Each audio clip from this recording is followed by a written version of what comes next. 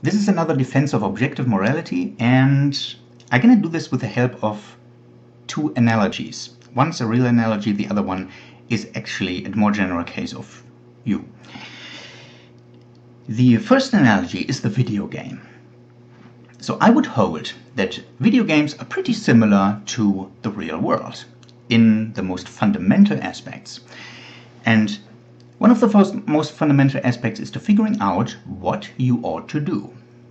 That is morality. The morality is a question about what you ought to do. And in most video games, there's a lot you ought to do and a lot what you ought to avoid. For example, you can die in most video games. That's bad. And it's objectively bad. Yeah, this is not a matter of opinion. It's not. People constantly debate about what is bad in various video games and what constitutes the actual game, goal of the game. There's not much debate and unclarity about that. It's fairly objective. Some things are to be avoided when you die. Some things are to be strived for. Your goals, in particular the primary goal of the game, which there's usually one primary goal and lots of secondary goals. So that is fairly objective, and that's what's called morality. And of course, sometimes you need to figure out what the actual goal is. Sometimes it's not clear. With many games, it's pretty clear from the start.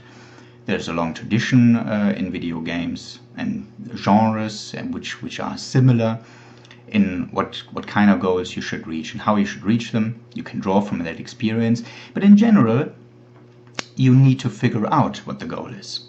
So you need to understand the nature of the world of the game you face. And what you face, that's what Rand called metaphysics. Rand calls it metaphysics. Not everyone uses this kind of terminology. But she calls it metaphysics, or what you find in the world. And yeah, you need to use your brain in order to figure out what's moral. And how to figure that out is epistemology, the theory of knowledge, because it might not be obvious. This is a basic, simple explanation for the most important core, fundamental terms of philosophy. And I believe it's a great analogy because it detaches people from their own perspective. Yeah, everyone understands that the goals of a video game are drastically different from the goals of real life. And the analogy supports that you actually have to think about the game in order to figure out what the goals of the game should be. Even though many people do not really understand how important it is to figure out what the goals of your own personal life ought to be. That's just something they take from other people. The second analogy is life forms. Life forms, like you and me, face fundamental choices about life and death. There's some choices that bring them closer to death, which is the bad, and some choices that bring them closer to thriving, that is, eating, feeding themselves, procreating. All of them what makes them feel good. And that is the reason why it makes them feel good, because it makes them thrive closer to what is the good. And this is what brings in good and evil. Just like with video games. The good is the goal of the game. The evil is when you die. And in real life, it's exactly the same thing. For all life forms, there is something that is bad for them, the evil, and there's something that is good for them, that they should strive for. And morality has its root here. This is what resolves John Locke's is-ought dichotomy, that there is a bridge between the is and the ought. Life forms are, and they ought to do something that is objective, and that is to live. For a rock, there is no ought. A rock doesn't ought to do anything. Life forms ought to do something, and that is to live. That is what it means, and nothing else. Human beings are also life forms, but human beings are more rational than most other life forms. And that is, they apply their mind to the real world, and their mind plays a huge role in their survival. In fact, most people on this earth couldn't be sustained by any means if it wasn't for the mind, if it wasn't for the human mind. If the human mind would cease to function, humanity would perish. since the human mind plays such a huge role, it opens up the possibility for a new kind of parasite, and that is the cheater. The cheater deals with wrong ideas. Ideas that are probably in his favor, but to the disadvantage of you if you believe the wrong idea. And you will have to figure out what is the correct idea and what is the wrong one in your own personal interest.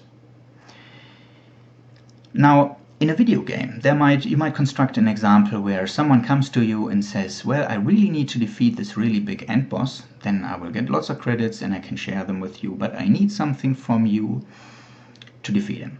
And you might be on your toes. You might think, well, is this really a good deal for me? Can I trust this guy at all, that he keeps his promise? In real life, it's exactly the same thing. But there are ideas out that do not fall squarely in this kind of pattern.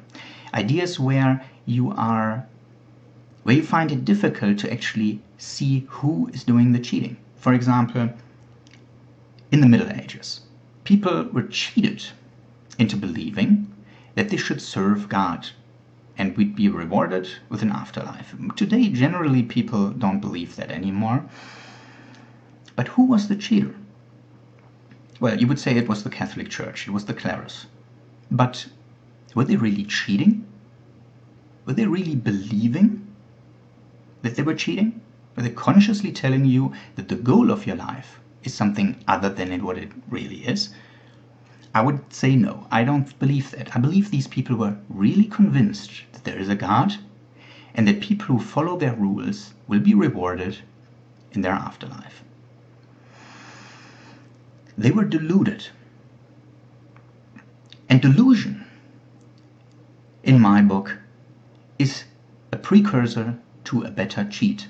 That's what delusions are for. You delude it in order to cheat better as a life form in the world of ideas.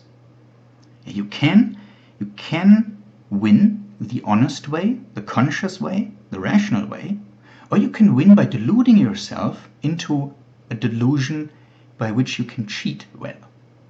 Then you do it the subconscious way. And of course, if you do it that way, you won't know it because it's subconscious. That's what I believed happened in the Middle Ages.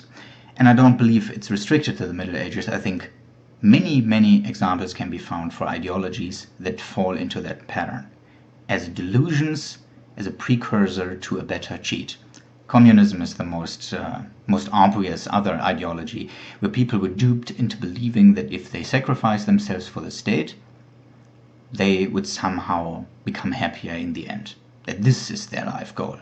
This benefited bureaucrats, the party members, who were also subconsciously actually believing what they were preaching.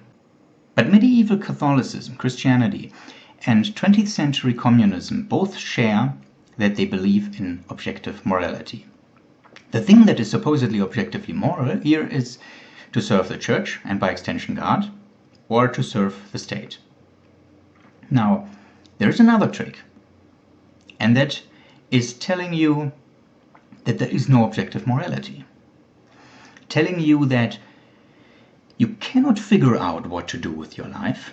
You cannot figure out what the goal of the game is. Yeah, you can't do that. It's impossible. Yeah, some people win the game by jumping in those spiky things below. And then game over means you won. Yeah, some people believe that. For some people that's true. Maybe not for you.